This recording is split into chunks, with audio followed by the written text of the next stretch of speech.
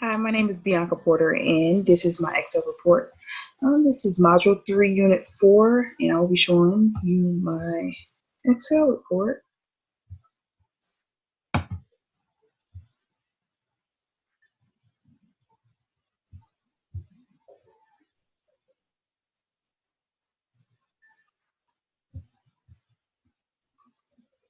All right, first let me show all the formulas that I did get on the Excel report.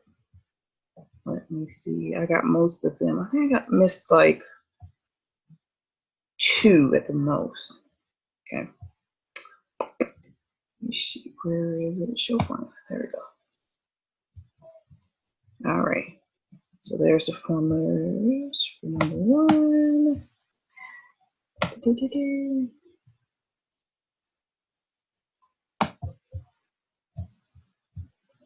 Formulas for 1. All of the formulas for number 2. Ms. Benzie, I don't know if you can see, but I definitely do have formulas here. They're highlighted actually. And there's that one. There's that one, and there's that one. And all the formulas here. I got most of the formulas for number 3. Here's 1, 2. Go there. I definitely got all of them for number 4. And I definitely got all of them for number 5. There's that. And I definitely got all of them for number 6. There wasn't really many for number 6, but I got all of them for number 6 as well. Alrighty, let me go ahead and get started with the Zoom report. All right, so number 1 was American students or Americans' attitudes towards climate change. From what I read, there is a solid evidence that the temperature on Earth has gotten warmer over the years. The spring 2010 degrees are less warm than the fall of 2015. And by the charts below, you can actually see that being true.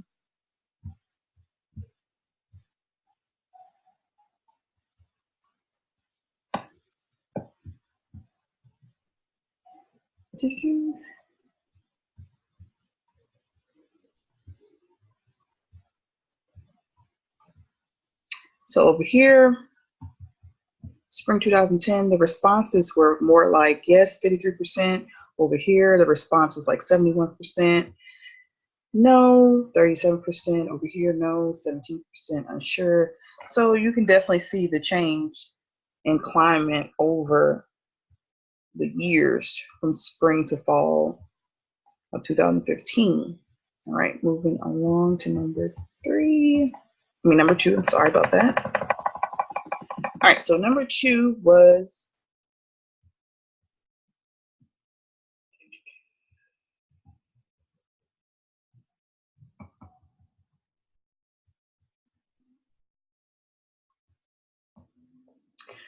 number 2 was basically having us to calculate the data.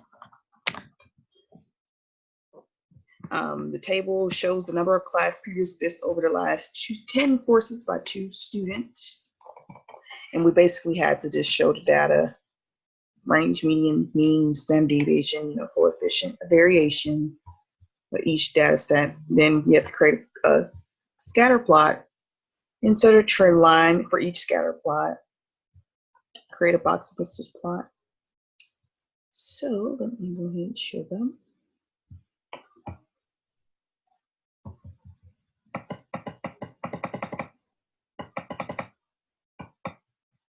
Army mall shoppers.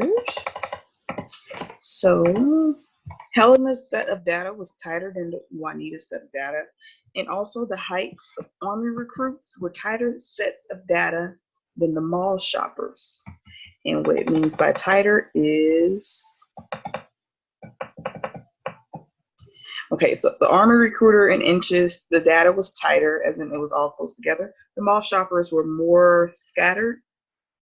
And Helena's missed classes was more tight than Juanita's missed classes.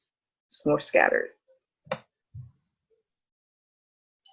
And there's differences in mean ranges and standard deviations for the Army recruits and the mall shoppers make sense. Why or why not? Now, I would say all Army recruits are 18 and older. Similar ages makes it reasonable that the heights of the Army recruits are similar. Make the range and standard deviation small or the set of data tighter. The mall shoppers were chosen at a random, which means all of the shapes and sizes, which is why the data is more scattered. So yes, the data does make sense. So basically, if I go back up here and show you guys, when they were taking inches in height for the Army recruits, you have to be 18 or older to actually come into the Army. It's only one particular age. You have to be 18 or older. So of course the information would be more tight knit because it's only one group of people, one age group, or we're not necessarily, it's all adults really. And so as far as the mall shoppers, they were choosing them at random. So of course that would be all scattered.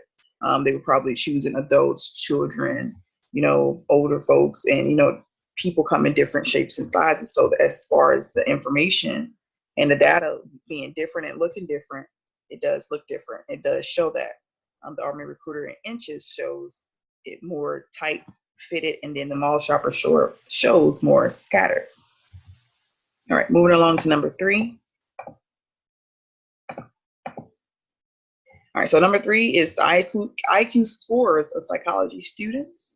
So number 3 is about subjects in a psychology class experiment scored the following on an IQ test. So what I did was I just I arranged the numbers in order, and I calculated the range, median, mean, and standard deviation, percentile rank, and etc. Let me see here. Let me show you. So number 3, I really had a hard time with Ms. Benzie. I really, really did, and I would definitely accept any points you won't give me for this problem, because I had a really hard time. I went back and forth with this one. And the problem was really, the only problem I had was D and E, because I did not have the information, or I could not get the information right. Every time I enter in something, it would always give me the wrong information. And I definitely would accept anything, or any miss points for that one.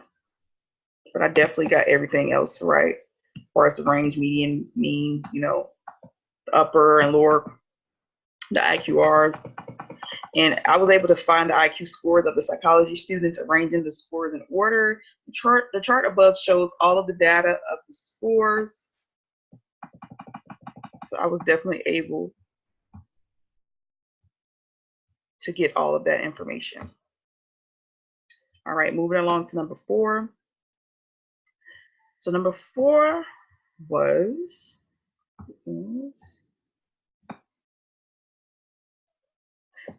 it represents the volume in cubic yards of the largest dams in the United States and South America. So what I did was I got all the numbers in order to calculate the range, median, mean, and mode. I calculated the quartiles and the IQR as well.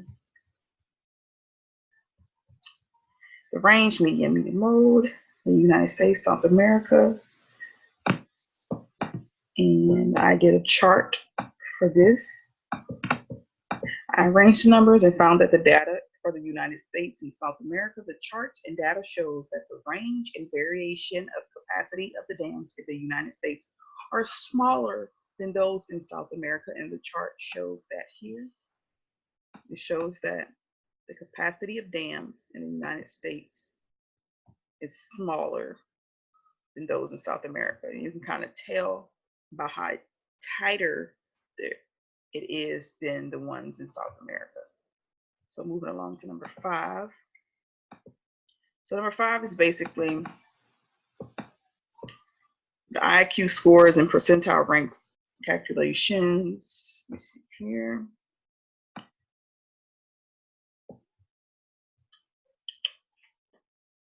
So the IQ test has a mean of 100 and a standard deviation of 15.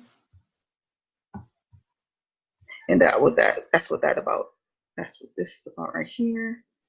I labeled all the chart.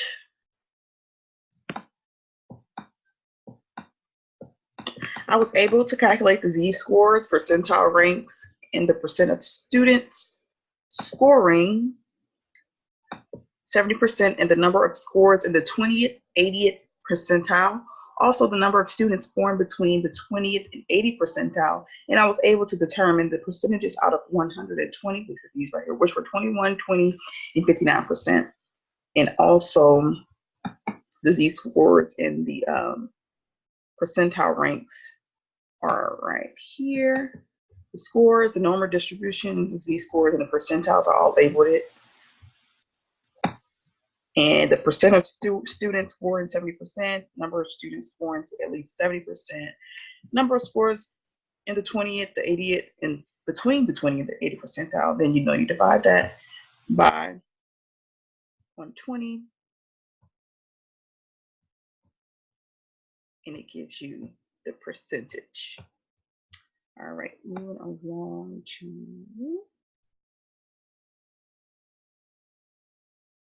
number 6. All right, so here I arranged the numbers and found the data for the reaction time of the blood alcohol levels. The first chart shows the reaction time in all adult subjects. So here is the first chart right here, and it highlights the reaction time. Over here, to let you know that this is the reaction time in blood alcohol levels. Right here is the reaction time of blood alcohol levels, range, median, mean, standard deviation, and coefficient. Let me see here. All right, so the second chart shows that no matter who you are, your reaction time is just as bad as the next person. Your alcohol level is 0.08. So I labeled that chart to represent that. So I labeled it alcohol levels no matter who you are. And it shows about the same, it's not that different. It's all tight fitted. It definitely represents that no matter who you are, the alcohol level, it's just as bad as the next person. So, and so of course the third chart represents that everyone is affected differently by a blood alcohol level of 0.08. And the graph, and it shows that extreme differences exist in reaction time between different people. Also, it represents that most people's reaction time is delayed to an extreme level. So basically, the third chart shows that everyone is affected differently. So let's see the third chart here. All right, and that is like the perfect chart for that because it's up and down. It's up and down, up and down. And this would be the alcohol levels differently, ranging from person to person to person. Like, say, for instance, this would be a 21-year-old. This would be a 40-year-old. This would be, a different person and different, so on and so forth. So that is the perfect chart to show that it ranges differently from person to person. All righty, my name is Bianca Porter, and that is my Excel Zoom report, Module 3, Unit 4.